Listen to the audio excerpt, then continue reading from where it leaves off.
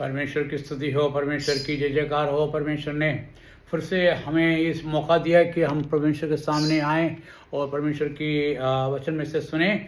परमेश्वर और मेरे जो भी मेरे वचन को सुन रहे हैं उनको परमेश्वर आशीष का भरपूर दे। और साथ साथ आप ये सोचें कि हम हमारे जीवन में क्या होने वाला है। हम एपिसोड 23 के लिए जा रहे हैं और यहाँ पर हम परमेश्वर का न्याय विश्वासियों के लिए ये मेरा सब्जेक्ट है। और हम इसके अंदर हम क्या कहते हैं, हम प्रेरितों के काम में हम परमेश्वर के वचन को से अपन पढ़ेंगे। प्रेरितों के काम में हमने पिछले बार तो मैंने आपको बताया किस प्रकार से परमेश्वर जज करेगा। परमेश्वर जज करने के लिए न्याय करने के लिए किसको दिया है, क्या हुक्म दिया है, ये सब कुछ हमने पढ़ा है। और अब प्रेरितों के काम 10:42 में लिखा है, क्या लिखा है कि He commanded us to preach to the people। परमेश्वर ने हमको हुक्म दिया है कि हम परमेश्वर के वचन को लोगों को सुनाएं। ये हमको परमेश्वर का दिया हुआ हुक्म है। और दूसरा क्या है, and to testify that he is who was ordained by God to be जज द लिविंग एंड डेड। वो परमेश्वर वो है जो मरे हुए और जिंदे हुए लोगों की न्याय करने वाला है। और उसके अंदर आपको कोई शक होना नहीं चाहिए। मैंने इसके बारे में आपको पिछली बार बोला था, जो हिंदी में ये लिखा हुआ है, उसी ने आदेश दिया है हम लोगों को उपदेश दे। उन्होंने ये लिखा है कि परमेश्वर ने ही, प्रभु यीशु मसीह ने ही हमें आदेश दिया है कि हम क्या करने का है, उपदेश दे और प्रमाणित करें कि यही वही है। और अपन उनको ये बताएं कि वही है जो आने वाला, जो न्याय करने वाला प्रभु वही है। ये आप उनको बताएं, आप प्रमाणित करें कि वही है जो परमेश्वर के द्वारा जीवित और मरे हुओं को न्यायकर्ता बनने नियुक्त किया गया। और इसको ये प्रभु यीशु मसीह को नियुक्त किया गया है। ऐसे आके खड़ा नहीं हुआ। परमेश्वर को न्याय करने के लिए इस दुनिया में लोग जो मरे हुए और जिंदे हुए लोगों को न्याय करने के लिए परमेश्वर ने चुना है, नियुक्त किया है। चुना भी नहीं है, नियुक्त किया है। और तो ऐसे परमेश्वर जब वो न्याय सिंहासन में बैठेंगे क्या होगा, आप जरा सोच के देखिए। क्योंकि आपको उनके बारे में बताया गया है, वो न्याय करता है ये भी बताया गया। और उसके बावजूद आप उसकी न्याय को सुनने के, उनके वचन को सुनने के लिए आप तत्पर नहीं हैं और सुनने के लिए सुनना नहीं चाहते हैं, तो आप सोचिए आपका क्या होगा। और हम आगे के तो मैं ये आपको बताया कि परमेश्वर ने ही उसे नियुक्त किया है। ये मेरे 5वां पॉइंट था। मैं 6ठा पॉइंट में क्या बोल रहा है, वो यूहन्ना के सुसमाचार 12:48 में क्या पढ़ते हैं। यूहन्ना के सुसमाचार 12:48 में क्या पढ़ते हैं, जो मुझे नकारता है और मेरे वचनों को स्वीकार नहीं करता, उसके लिए एक है जो उसका न्याय करेगा। वह है मेरे वचन जिसका उपदेश मैंने दिया है, अंतिम दिन वही उसका न्याय करेगा। अब देखो यहाँ पर बताया गया है कि आप देखें जरा बहुत ही अच्छी बात है। यहाँ पर लिखा हुआ है, जो मुझे नकारता है, मतलब जो मुझे तिरस्कार करता है या मेरे वचन को सुनने के लिए मना करता है, और जो कहता है कि मेरे को इनके बारे में कुछ सुनना नहीं है। यीशु कौन है, इनके बारे में आप एक क्या कहते हैं, एक जाति बनाने के लिए आए क्या, एक मत यहाँ पर लेके आए क्या। और ये क्या, ये क्रिश्चियन धर्म का, मतलब ईसाई धर्म का एक मत को लेके तुम आए हो क्या। यहाँ पर मैं आपको बता दूं, पर प्रभु यीशु मसीह कोई जाति या ग्रुप या कुछ बनाने के लिए नहीं आया। वो सिर्फ आपको बताया है कि वो कौन है और वो ही नहीं। और उसके हर हरकत से आपको ये साबित किया है कि वो ही परमेश्वर है। और आप अपने अपने अभी पढ़ा है कि परमेश्वर ने उसको न्यायाधीश बनने का अधिकार दिया, न्याय, और उसको अपॉइंट किया, मतलब उसको नियुक्त किया है। और यहाँ पर क्या पढ़ रहा है, यहाँ पढ़ता है ही हु रिजेक्ट्स मी, जो कोई उसे नकारता है। बिल्कुल देखो यहाँ पर बिल्कुल साफ लिखा हुआ है, जो कोई ही, और ये क्या किसने लिखा हुआ है, ये प्रभु यीशु मसीह ने खुद ने बोला हुआ वचन यहाँ पर बोला गया है।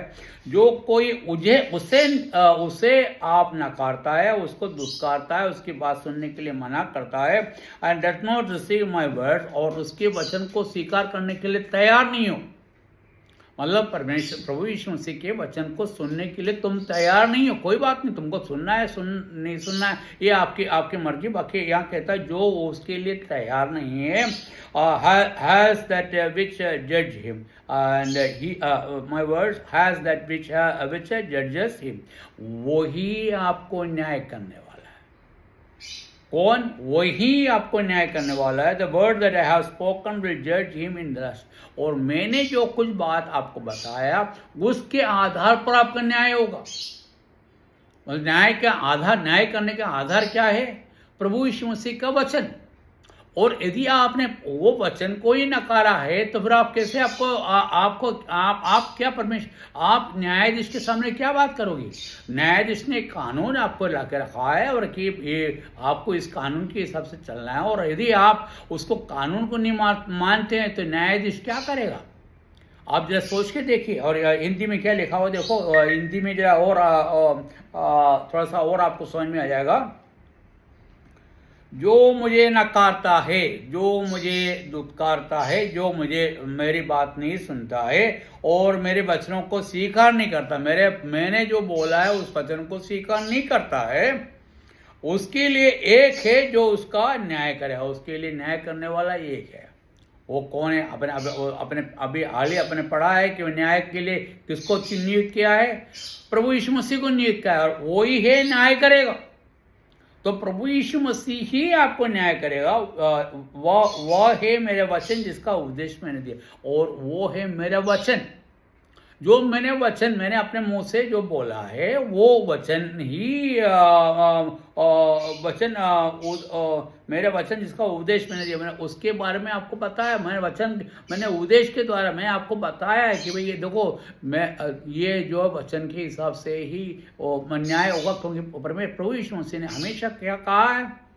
मैं पिता के बात सुनने के लिए आया हूँ, पिता की आज्ञा मानने के लिए आया हूँ। दूसरी बात क्या मामले, जो पिता मुझे बोलता है वही मैं बोलता हूँ।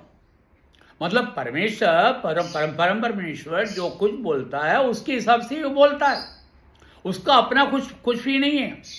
जो पिता परमेश्वर जो कहता है वही बोलता है। तो मतलब ये जो उपदेश कौन दे रहा है? उपदेश ये प्रभु यीशु मसीह अपने मुंह से बोल रहा है। किसका उपदेश है? किसका कानून यहाँ पर लेके आ रहा है? जो परम पिता है, पिता परमेश्वर है, उसी की आप बात कर रहे हैं आप। तो वो उसने पिता परमेश्वर ने जो कुछ मुझसे कहा है मैं उसको करने के लिए आया हूं, और मेरा काम क्या है? उसकी आज्ञा को मानना। उसका आज्ञा को मानने के लिए मैं यहाँ पर आया हूं। और आगे क्या लिखा हुआ? अंतिम दिन में वही उसका न्याय करेगा। और इस युग के अंत में कौन न्याय करेगा? वही। कौन? प्रभु यीशु मसीह। और इसका मतलब क्या होगा कि इसने जो बोला है उसी कानून के हिसाब से वो न्याय करेगा। तो न्याय का आपका मानदंड आपने देखा, आपका उसका कानून आपने देखा। वो कानून प्रभु यीशु मसीह ने बताया, और उसके साथ साथ और ये भी आपको साफ बता दिया कि न्याय करने वाला मैं हूँ। मैं जो उपदेश दे रहा हूँ उसके खिलाफ तुम जाओगे तो तुम क्या करोगे? और आज क्या है? आप प्रभु के वचन को लेके जाओ, कोई सुनने के लिए तैयार नहीं। और आप भाई उनको सुनना है नहीं सुनना है ये हमारे नहीं, पर मैं प्रभु यीशु मसीह ने खुद ने कहा है जिसके कान वो सुने। मतलब क्या है? वचन तो सब सुनते हैं क्या? जिसका ऐसा कोई व्यक्ति है जिसका कान नहीं? हाँ, कुछ बहरे होते हैं। बाकी यहाँ पर क्या है कि जिसका कान वो किसको कह रहे हैं मालूम है? जिसका कान जो सुन रहे हैं, उसके वचनों को सुन रहे हैं, उनको क्या कह रहा है? जिसका कान वो सुने। मतलब मैं जो बोल रहा हूँ उसको तुमको ग्रहण करना है, नहीं करना है, तुम्हारी इच्छा। ग्रहण करना मतलब उसको अपनाना है, नहीं अपनाना है, किसकी इच्छा है? तुम्हारी इच्छा है। और यहाँ पर यही कहा है कि क्यों, और मैं अपन ने ये देखा, और ये जो न्याय होगा उसके उसके उसके वचन के अनुसार ही न्याय होगा। The basis of the law for the judgement, उसका बेसिस मतलब उसका जो मूल धन या मूल का जो लॉ है उसका वचन है। तो उसके वचन के हिसाब से ही आपको न्याय होगा।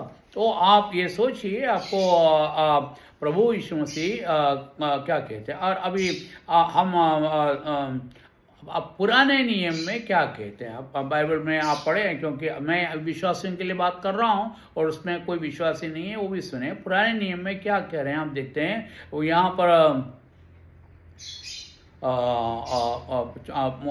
बाइबल के चौथा पुस्तक है डिट्रोनमी मतलब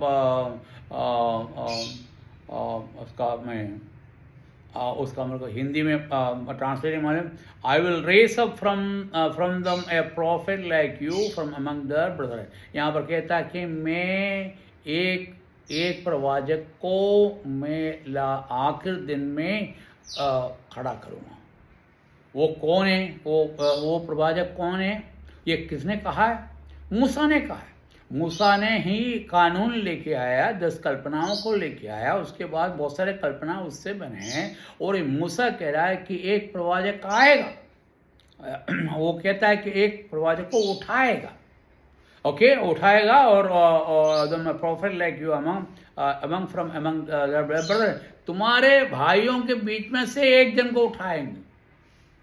मतलब ये यहूदियों से कह रहा है कि तुम्हारे भाइयों में से ही एक जन को उठाएंगे। मतलब क्या है कि हम कोई दूसरे आदमी को लेके, कोई एलियंस को लेके नहीं आ रहा है। ये मतलब क्या कहते हैं, स्वर्ग में रहने वाले या कोई जैसे अपन बिन देखे हुए कोई जानवर नहीं ये यहाँ पर बोल रहे हैं।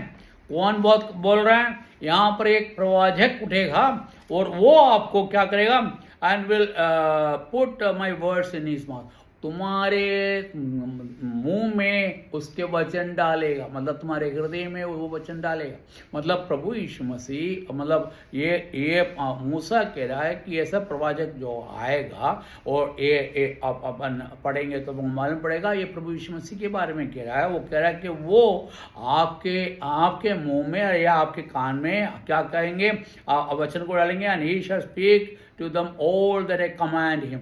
और मैंने जो कुछ बोला है, मूसा ने जो कुछ कानून बोला है, वही चीज को ये बोलेगा, उससे उसके बाहर कोई बात नहीं करेगा। अब हिंदी में देखो अपन क्या लिखते हैं,